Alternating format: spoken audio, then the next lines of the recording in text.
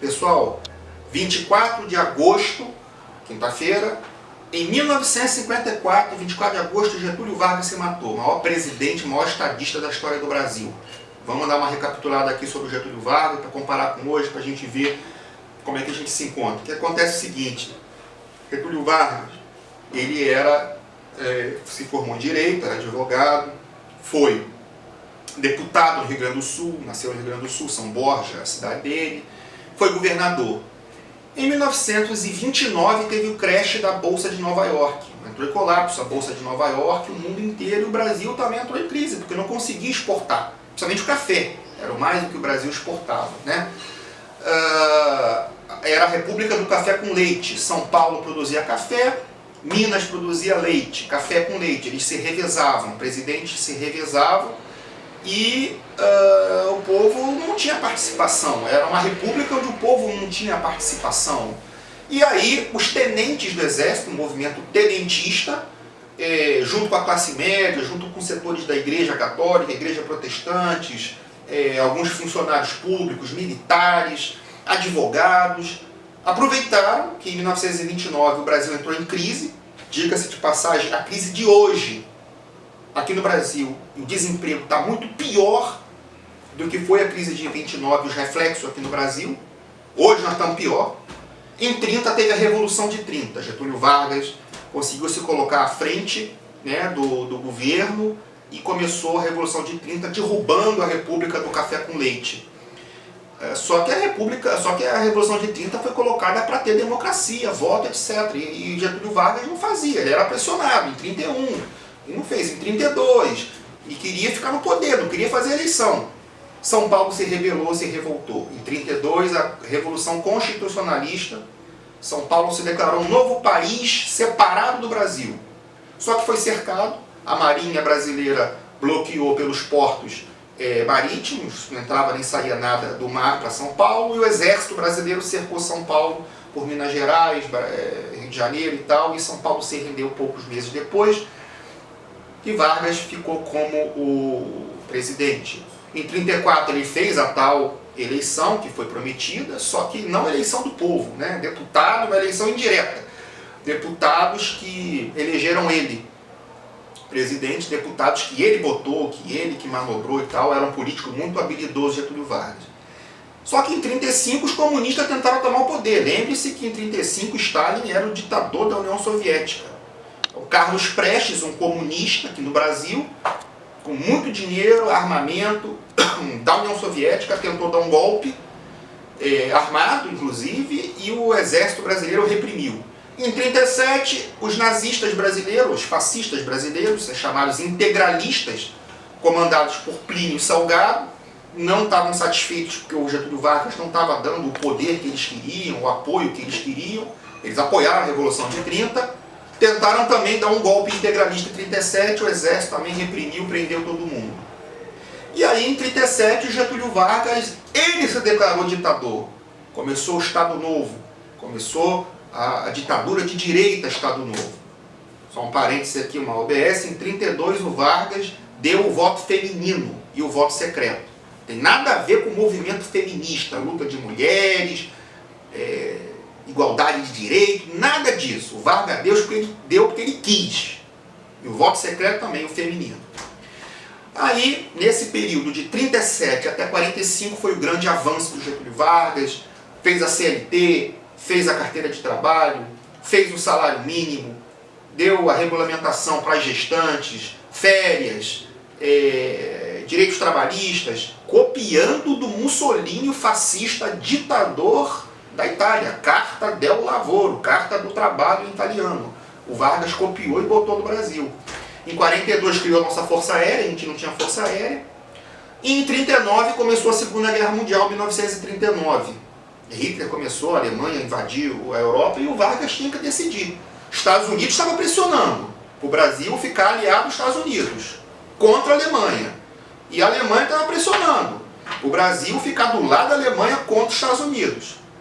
E o Vargas barganhava com Hitler e com Roosevelt. Roosevelt, presidente dos Estados Unidos. Roosevelt veio no Brasil e Vargas pediu, em troca do Brasil entrar na guerra do lado dos aliados, do lado dos americanos, de direita, democráticos, capitalistas, cristãos, contra os totalitários, nacional socialista dos trabalhadores alemães, que eram os nazistas do Hitler, paganismo nórdico, antissemitismo, dirigismo estatal, economia dirigida pelo Estado, não liberal como era nos Estados Unidos e na Inglaterra. O Vargas pediu muito empréstimo para o Brasil e a CSN, a primeira siderúrgica, o Vargas pediu em troca e o Roosevelt concordou. Por isso que a CSN em Volta Redonda foi o Getúlio Vargas que conseguiu para a gente com capital privado americano. Botou o Brasil na Segunda Guerra Mundial, lutamos na Itália contra os nazistas, do lado dos americanos, do lado dos ingleses, porque os alemães invadiram a Itália para não deixar os aliados, né, chegar até a Alemanha pela Itália. O Brasil participou na batalha famosa de Monte Cassino, uma batalha importante e tal. Outra coisa boa de Getúlio Vargas, Lampião, o famoso Lampião, cangaceiro, tocava o terror no Nordeste, era como se fosse o Comando Vermelho da época. A polícia de Getúlio Vargas, o exército, exterminou o Lampião, o bando de Lampião lá no interior do sertão. E botou paz e botou ordem. Vocês podem ver, procura na internet aí, tem uma foto com as cabeças do Lampião, da mulher dele, acho que é Maria Bonita, sei lá, os cangaceiros, colocado em 2 degraus, assim, as cabeças cortadas. Foi o Vargas que botou ordem. Durante a ditadura do Estado Novo, de direita, conservadora, cristã, fechado com a Igreja Católica, fechado com as igrejas protestantes, fechado com o exército, fechado com a economia nacional, fechado com a classe média, fechado até com os ricos, porque precisa dos ricos, dos milionários, desde que sejam brasileiros, precisa, para poder investir, fazer grandes obras, precisa de muito dinheiro. Então Vargas conseguiu isso dos brasileiros da elite e também dos americanos e de quem pudesse ajudar o Brasil. Só que em 1945 o Hitler perdeu a guerra, o nazismo perdeu, acabou. O que ganhou? Ganhou os Estados Unidos, democracia. E o Vargas ficou numa situação insustentável, porque ele era um ditador.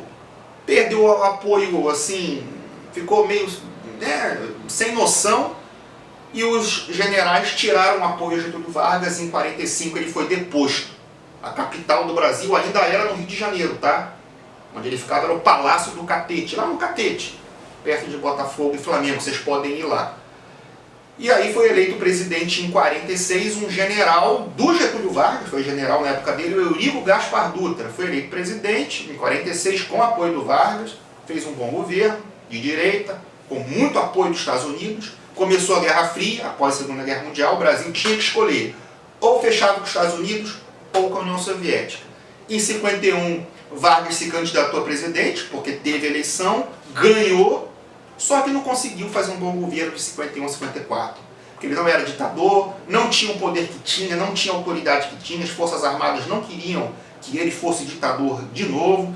Ele teve que governar como presidente numa democracia, e os Estados Unidos pressionavam de um lado para o Brasil ficar do lado dos Estados Unidos total na economia. A União Soviética socialista de esquerda pressionava do outro lado para o Brasil deixar os comunistas tomar o poder no Brasil. Começou sindicato, greves no ABC paulista durante o segundo governo Vargas. A inflação disparou, PIB decaiu, e aí ele estava mal, perdeu popularidade. Quando os mesmos generais, em 1954, no dia 23 de agosto, lá no Palácio do Catete, em reunião, ele ficou sabendo que ia ser deposto pelos militares. Ele passou a madrugada em claro, na 8 horas da manhã de 54, 24 de agosto, deu um tiro no coração, deixou aquela famosa carta de testamento, saiu da vida para entrar na história, porque ele ia ficar... para ele era muito humilhante ser deposto pela segunda vez, já tinha 70 e poucos anos de idade, preferiu assim e entrou para a história do Brasil. E aí se encerrou o segundo governo Vargas. Nesse segundo governo Vargas, difícil para ele conseguiu criar a Eletrobras e conseguiu criar a Petrobras, que Lula destruiu, roubou. A comparação, um estadista que era advogado, o Getúlio Vargas, culto, com um cachaceiro, semi-analfabeto, comunista, imbecil, ladrão, quebrou a Petrobras e largou a gente na pior recessão, crise e desemprego da história. Então, pessoal, tá aí. Esse foi Getúlio Vargas. Jango, João Goulart e Brizola eram muito ligados a ele, Getúlio, depois do suicídio tiveram proeminência, e Brizola, aqui no Rio de Janeiro, foi eleito governador e tudo, porque tinha esse negócio do Getúlio Vargas e tal. Lembrando que aqui no estado do Rio de Janeiro, o Brizola ajudou Jorge Roberto Silveira a ser prefeito em Niterói, Ezequiel aqui em São Gonçalo, era do PDT do Brizola, PDT, Partido Brizola, Garotinho também era do PDT, foi governador, era prefeito de Campos, César Maia, tudo era cria de Brizola, lá aqui no estado do Rio. Então esse foi o legado do brizolismo que veio do Getúlio Vargas, que foi o maior estadista da história. Como ditador de direita, CLT, essas coisas, não teve nada de conquista de trabalhador, de luta, de greve. Foi o Getúlio Vargas, como ditador de direita, com apoio do exército, que criou o Brasil e botou o Brasil dentro do século XX. Fica aí a reflexão nesse dia. Obrigado, um abraço.